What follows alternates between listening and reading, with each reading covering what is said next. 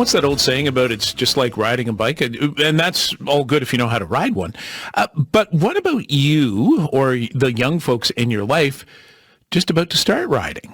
It can get pretty tense. Your nerves may be tested teaching somebody else to ride. Now, Ken Trenham says doesn't have to be any of that. And for those of us that learn to ride a two-wheeler with someone running alongside of us and then letting go, that's change too. And as you recall, that usually ended up with somebody falling. There's a method that Ken has used to get over 300 island kids riding their two-wheelers, doing it safely. And this weekend, hopefully weather permitting, the head of Safe Summerside is going to be sharing that knowledge in both Summerside and Charlottetown. Ken's on the line. Good to speak again, Ken. How are you? Oh, just great, Mitch. Just great. Thanks for having me on. When I started to mention this around our newsroom a couple of days ago, everybody says, yeah, the balance method.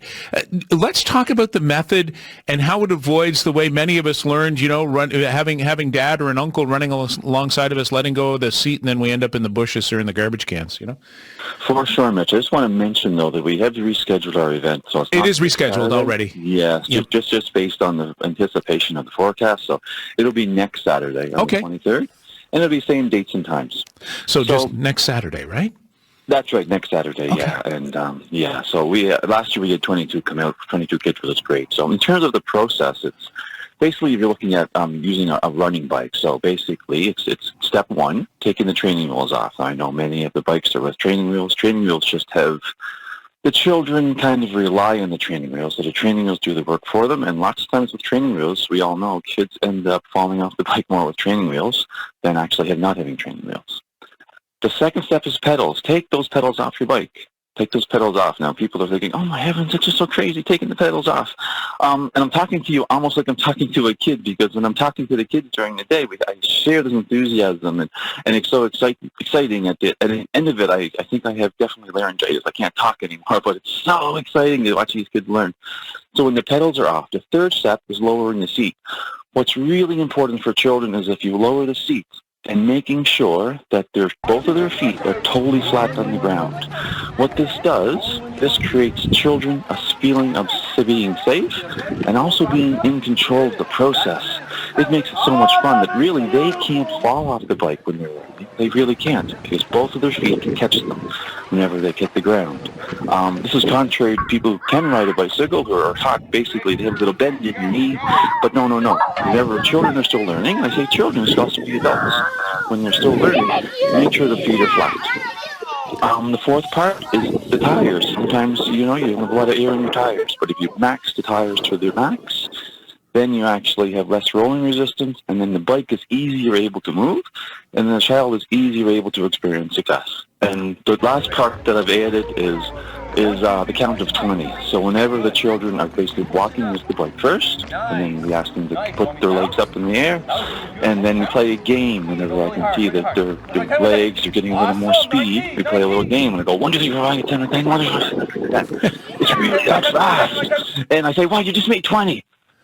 And this is why I lose my voice so much. And I say, you just made 20. And I usually compare it to how old they are. Wow, so you're 5 years old, and you already got, say, 8. You're even reaching higher than your age. Like, you were doing incredible, amazing. Keep it up. And the enthusiasm. And so whenever when they can get 20 3 times in a row, so they can count to 20 as fast as they just did, 3 times in a row, when we put the pedals on, and they are ready to go bike. So you've basically taken time to run with the bicycle underneath you, and you've gotten used to balancing on that bike before you even turn a pedal, is what you're telling me, right? Totally, yeah, because it's so much balance first. I think in European countries, they have probably mastered this and know this so well. But I do think in North America, we're like, okay, what is this? It's definitely catching on. But it's the key. You just balance first. Otherwise, the old way is you're running back behind your child, and you got your hands under their seat, and your back bent, and you're in immense pain, going along, and you give them a push, they might end up riding, but they might end up crying and in the ditch. Yeah, exactly. So you've had a lot of success with this. You say close to 300 kids. Have you ever had anybody who just can't master this method? Everybody's at different levels, Mitch. Everybody's at different levels. And if they come on, I guess, next Saturday, whenever they first start with just running the bike, I would be able to know probably as soon as they step on the bike, I can tell you, in my brain, yeah, they're going to learn to that easily.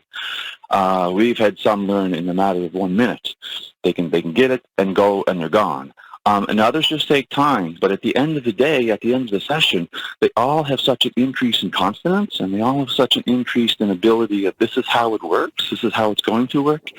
But we have had children as young as 3 years, 3 months learn, and we've had children, well, as long as 14 years old. There's really no age to this method. This method works. And if I'm not too handy, will somebody help me adjust the bike to get it ready for my child? 100%. 100%. It's always easier if you come with all of the mechanisms and steps we talked about, lowering the seat, taking the training wheels off. But by all means, yeah, if you don't have the tools or you don't have the skills, please come. I'll do it. We'll do it, and it will literally make the world of difference. When you see a child go from feeling anxiety and just fear, and I know when they come to us, they come to me, this is almost the last step, like the last kick at the can. They want their child to reach this milestone. So I'm so grateful for the families that say, okay, we need help. They just reach out and say, we've tried everything. We want our child to learn. They want to learn, but there's just so much anxiety or fear or whatever you want to call it. But when they come, there's such a positiveness and enthusiasm and silliness. I do tend to get silly. I know you're probably shocked, Mitch. I do tend to get a little silly when I'm doing it, but if I'm silly, it's great. So sometimes I'll fall down and hopefully on purpose, we'll say. But it's just I want to create the humor that if I can be silly and make mistakes, then they can be silly and learn and make mistakes. For sure. And it's all progression. It's all progression, and they can see it. And when they light up, we take some videos, and I can have one video of a child, and he's just, I did it. Oh my. And when you can hear that repeatedly, in your brain, all of this volunteer effort to help bring bicycling and help families reach this milestone for the children that maybe they couldn't or wouldn't at this time in their life. It's an amazing feeling for me, and it's just when I can see the impact that it has on families and their smiles, and they just light up like a light bulb. It's just wonderful. Ken, where can people sign up? Through a Safe Summerside site, or? Well, they don't necessarily have to sign up. There is a Facebook page, but if you go to safesummerside.ca and just follow the links to Learn to Ride event, you can drop me an email at kjtrenholm@gmail.com. But there is no formal registration process. It just helps for me. So if I know that I'm getting a lot of people arrive, I can prepare. But really, the preparation is just more in my mind because it's a great event. So just to help spread the word if they're on social media, just to get more people out there, more families and children who need the support, that'd be wonderful. You bet. Next weekend is the new date for the Learn to Ride program. That it is, next Saturday on the 23rd. I appreciate this, Ken. Thanks so much. All right, thanks a lot, Mitch. Take care. You as well. Ken Trenholm there with some tips on learning to ride a bicycle and using the Balance First method, which involves you maybe doing a little bit of work to that bicycle before you put the young person on it. Ken is the head of Safe Summerside, hosting 2 of these sessions next Saturday, a morning session in Summerside, an afternoon opportunity in Charlottetown. So if you had signed up for this weekend, Ken has made the decision because of the weather to move it by 1 week. So that will happen next Saturday in both Summerside and Charlottetown. Pedal hard. You chase me. You chase me. You pedals again. You want to. Just when you want to. Hey, you chase me. You got the bike? Oh!